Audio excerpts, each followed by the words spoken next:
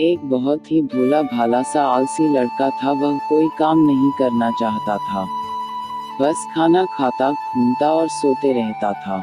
एक दिन उसे किसी ने बताया कि एक आश्रम है जहाँ पर कुछ नहीं करना पड़ता है और हर दिन 2 समय का खाना और नाश्ता मिलता है, तुम वहाँ जा कर के रहो। उस आलसी लड़के ने सोचा कि ये तो बहुत ही बढ़िया है और वह उस आश्रम में जाकर रहने को सोचा। और फिर वह भोला भाला आलसी लड़का अपना सारा सांसारिक जीवन छोड़कर उस आश्रम में जाकर रहने लगा। आश्रम में गुरुजी रहते थे, वह कुछ समय सबको प्रवचन देते हैं। वह आलसी लड़का सुनता था, बाकी समय आराम करता था और फिर भर पेट खाना खाकर सो जाता था। ऐसे ही उस लड़के का दिन गुजरता गया। एक दिन उस आश्रम में कुछ भी नहीं बना। नाश्ते के समय नाश्ता नहीं मिला। उसने सोचा नाश्ता नहीं मिला, भोजन तो मिलेगा। अब भोजन के समय भी उसे भोजन नहीं मिला। लड़का दौड़ करके गुरुजी के पास गया और उसने पूछा कि आज भोजन क्यों नहीं बना। गुरुजी ने कहा कि बेटा, आज एकादशी है और जितने भी आश्रम के सदस्य हैं उनका उपवास है और तुम्हारा भी आज उपवास है, आज भोजन नहीं बनेगा। वह लड़का आलसी था और उसे भूख भी बहुत लगता था। उसने गुरुजी से बोला कि मैं उपवास नहीं रहूंगा, मुझे भूख लगी है, मैं खाना खाऊंगा। गुरुजी ने बोला ठीक है, जाओ भंडारे में से सामान ले करके आओ और आश्रम में नहीं बाहर ले जा करके बना लो, लेकिन याद रखना भोजन बनाने के बाद सबसे पहला भोग भगवान को लगाना और फिर तुम प्रसाद पाना। वह लड़का बोला ठीक है और फिर अनाज लेकर नदी की ओर पहुंचा। भोजन पकाने लगा, तैयार हुआ, उसके बाद कहने लगा कि भगवान श्री राम आइए, पधारिए, भोग लगाए। अब जब उसे लगा कि भगवान तो आ नहीं रहे हैं तो फिर कहने लगा कि मुझे मालूम है आपको तो अच्छा खाने की आदत है, मैं बना नहीं पाया और मुझे अच्छा भोजन बनाने भी नहीं आता, लेकिन जो भी रूखा सूखा बना है आकर खा लीजिए।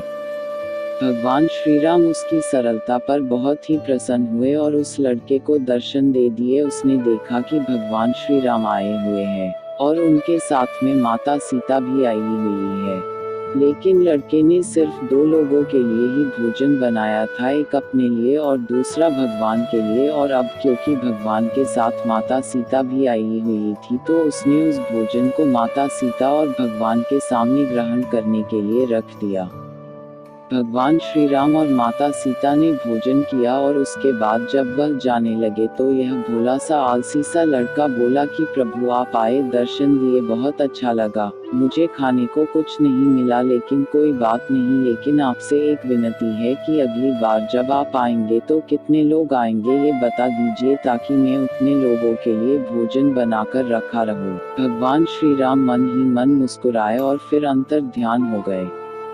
लड़का आश्रम गया, दिन बीतता गया और फिर एकादशी का दिन आया और इस बार उसने 3-4 लोगों के लिए अनाज ले करके खाना बनाने के लिए नदी के किनारे पहुंचा और उसने बड़े प्रसन्नता से भोजन बनाया और इंतजार करने लगा कि प्रभु आइए और भोग लगाए। इस बार लड़का देखता है कि भगवान श्री राम पूरा राम दरबार ले करके आए हैं, जैसे माता सीता, लक्ष्मण, भरत, हनुमान जी और सभी लोग आए हैं। लड़के ने 3-4 लोगों का भोजन बनाया था और इस बार भी भोजन कम पड़ गया। लड़के ने निराश होकर भोजन को प्रभु के आगे रख दिया। उन्होंने भोजन किया और फिर चले गए और इस बार भी लड़का फिर से भूख रह गया। अब लड़का फिर आश्रम गया, दिन बीतता गया और फिर एकादशी का दिन आया और इस बार गुरुजी से कहने लगा कि गुरुजी मुझे इस बार थोड़ा ज्यादा अनाज चाहिए। गुरुजी सोचने लगे कि यह इतना सारा अनाज का करता क्या है, कहीं इसे बेचता तो नहीं है। फिर उन्होंने कहा कि ठीक है, भूख से परेशान रहता है। लड़के ने कहा कि नहीं गुरुजी, मैं भूख से परेशान नहीं रहता हूँ, प्रभु के साथ बहुत लोग आते हैं, उनको भी तो भोजन करना पड़ता है। गुरुजी को लगा कि लड़का पागल हो गया है, लेकिन गुरुजी ने सोचा कि चलो एक बार चलकर देखते ही कि लड़का इस अनाज का करता क्या है। वह भोला सा लड़का अनाज लेकर के नदी के किनारे पहुंचा और इस बार भोजन बनाया नहीं। उसने सोचा कि प्रभु हर बार ज्यादा लोगों को ले करके आते हैं, इस बार वह जितने भी आएंगे खुद बना करके भोग लगा लेंगे और फिर प्रेम से प्रभु को बुलाने लगा। गुरुजी ये सब छुपकर देख रहे थे कि ये भोजन तो बनाया नहीं और प्रभु को बुला रहा है। लेकिन लड़के ने देखा कि इस बार प्रभु के साथ बहुत से लोग आए हुए हैं, तो उसने प्रभु के सामने हाथ जोड़ करके कहा कि प्रभु माफ करना, आप बहुत सारे लोग आते हो, मुझे संख्या पता नहीं होती है और मेरी हिम्मत भी नहीं होती है कि इतने सारे लोगों के लिए भोजन बनाऊं। आप स्वयं आइए, बनाइए, खाइए और भोग लगाइए। प्रभु मुस्कुराते हैं और अपने साथ आए सभी लोगों के साथ मिल करके भोजन बनाते हैं। गुरुजी ये सब छुप करके देखते हैं और फिर लड़के के पास आ करके कहते हैं कि तुम ये कर क्या रहे हो। लड़का कहता है कि गुरुजी आपको दिख नहीं रहा है कि भगवान श्री राम पधार चुके हैं, माँ सीता आई हुई है, हनुमान जी आए हैं और भी सभी लोग आए हुए हैं, भोजन बन रहे हैं। गुरुजी ने बोला कि पागल हो गया है, मुझे तो कोई दिख नहीं रहा है। लड़का गुस्सा हो गया और बोला प्रभु आप ये क्या कर रहे हो, एक तो मुझे भूखा रखा है और गुरुजी को दर्शन नहीं दे रहे हो, जो मुझे पागल समझ रहे हैं, कृपा करके गुरुजी को दिख जाओ। भगवान बोले नहीं, मैं इन्हें नहीं दिख सकता। लड़का बोला क्यों नहीं दिख सकते, मेरे गुरुजी तो बहुत महान है, बहुत बड़े ज्ञानी और ज्ञाता है। भगवान बोले हाँ ज्ञानी और ज्ञाता होंगे, लेकिन तुम्हारी तरह सरल नहीं है। जो सरलता तुम में है वो तुम्हारे गुरुजी में नहीं है। लड़के ने ये बात गुरुजी से कह दी कि भगवान श्री राम कह रहे हैं कि आप में सरलता नहीं है, आप मेरी तरह सरल नहीं है, इसलिए आपको नहीं दिख सकते।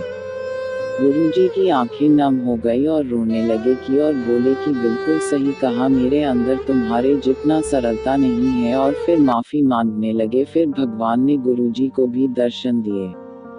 ये कहानी हमें सिखाती है कि जीवन में सरलता सबसे आवश्यक है, जितने सरल बने रहेंगे उतना जीवन में आगे बढ़ते चले जाएंगे। जब आप सरल होते हैं तो आप खुद भी मुस्कुराते हैं और दूसरों को भी मुस्कुराने की वजह देते हैं। तो दोस्तों ये थी हमारी आज की कहानी, उम्मीद करते हैं आपको पसंद आई होगी। आपका क्या कहना है इस कहानी के बारे में कमेंट करके हमें जरूर बताएं।